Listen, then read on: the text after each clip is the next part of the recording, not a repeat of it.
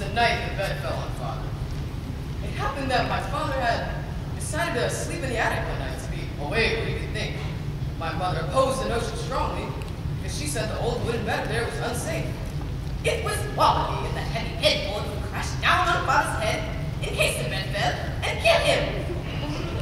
There was no dissuading him, however, so at 10:15 he closed the attic door behind him and went right up the narrow twisting stairs. We later heard ominous creakings as he crawled into bed. Grandfather, who usually slept in the attic bed when he was with us, had disappeared some nights before. On these occasions, he was usually gone 6 or 8 days and returned growling and out of temper with the news that the Federal Union was run by a passion of blockhead John Anyone, and that Army of the Potomac didn't have any more chance than a fiddler's grab. We had visiting us at this time a nervous first cousin of mine named Briggs Beale, who believed he was likely to cease breathing if he was asleep. It was his feeling that if he were not wakened every hour during the night, he might die of suffocation. So he was accustomed to setting an alarm clock to ring at intervals until morning, but I persuaded him to abandon this. He slept in my room, and I told him that I was such a light sleeper that if anyone would quit breathing in the same room as me, I'd wake instantly. He tested me the first night, as I suspected he would, by holding his breath until my regular breathing had convinced him I was asleep. I was not asleep, however, and called to him. This seemed to allay his fears a little, but he still took the precaution of setting a glass of spirits of camphor on a little table at the end of his bed. In case I didn't arouse him until he was almost gone, he said he would sniff the camphor, a powerful reviver. Don't worry, Briggs is not the only member of his family who had his crochets. Take old Aunt Melissa Beale, who could listen, who could whistle like a man with 2 fingers in her mouth. Then there was Aunt Sarah Show, who never went to bed at night without the fear that a burglar was going to get in and blow chloroform under her door through a tube. To avert this calamity, where she was in greater dread of anesthetics and of losing her household goods, she always piled her money, or silverware, and other valuables in a neat sack just outside her room. The note reading, "This is all I have. Please take it, and do not use your chloroform." But I'm straying from the remarkable events that took place during the night the bed fell on Father. So, by midnight, we were all in bed. The layout of the rooms and the disposition of their occupants is important to an understanding of what later occurred. In the front room, just under Father's attic bed, were my mother and my brother Herman, who sometimes sang in his sleep, usually, marching through Georgia, or, onward Christian soldiers. Briggs Beale and myself were in a room adjoining this one. Our brother Roy slept in a room across the hall from ours, and our bull terrier, Rex, slept in the hall. My bed was an army cot. You know, one of those affairs which are made wide enough to sleep on comfortably only by putting up flat with the middle section, the 2 sides that ordinarily hang down like the sideboards of a drop beneath the table. But when these sideboards are up, it is perilous to roll too far toward the edge, for then the cot is likely to tip completely over, bring the whole bed down on top of one, with a tremendous banging crash.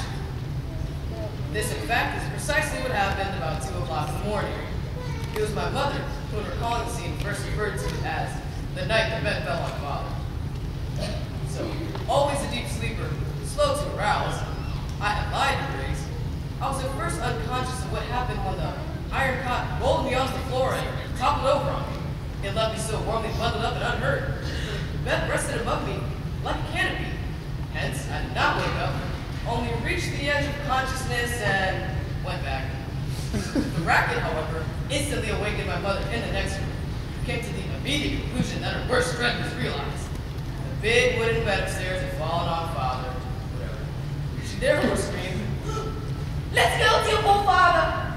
It was this shout, rather than the noise of my cot falling, that awakened Herman, in the same room, sir. He thought, for no apparent reason, that Mother had become hysterical. "You're all right, Mama, you're all right," he shouted, trying to calm her. They exchanged shout for shout for perhaps 10 seconds. "Let's go to your poor father." And "You're all right, Mama, you're all right." That woke up Briggs, and by this time, I was conscious of what was going on, in a vague way, but did not yet realize that I was under my bed instead of on it. Briggs, awakening in the midst of loud shouts of fear and apprehension, came to the quick conclusion that he was suffocating and that we were all trying to bring him out. With a low moan, he grabbed the camphor on the head of his bed, and instead of sniffing it, poured it over himself. The room reeked of camphor.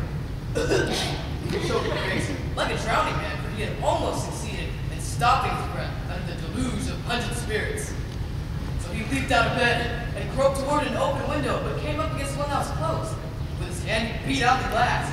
I could hear it crash and tinkle on the alleyway below. It was actually at this juncture that I, in trying to get up, had the uncanny sensation of feeling my bed above me.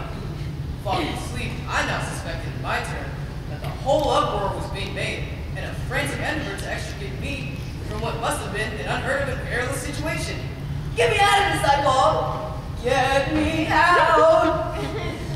I think I had the nightmarish belief that I was entombed in a mine. Gasped Briggs, floundering in his camphor. By this time, my mother, still shouting, pursued by Herman, also shouting, was trying to open the door to the attic in order to get my father's body out of the wreckage. The door was stuck, however, and wouldn't yield. With frantic pulls on it only added to the general banging and confusion. Roy and the dog were now up, the one asking questions, the other barking. Father, farthest away and sound asleep with Paul, had by this time been awakened by the battering on the attic door. He decided that the house was on fire.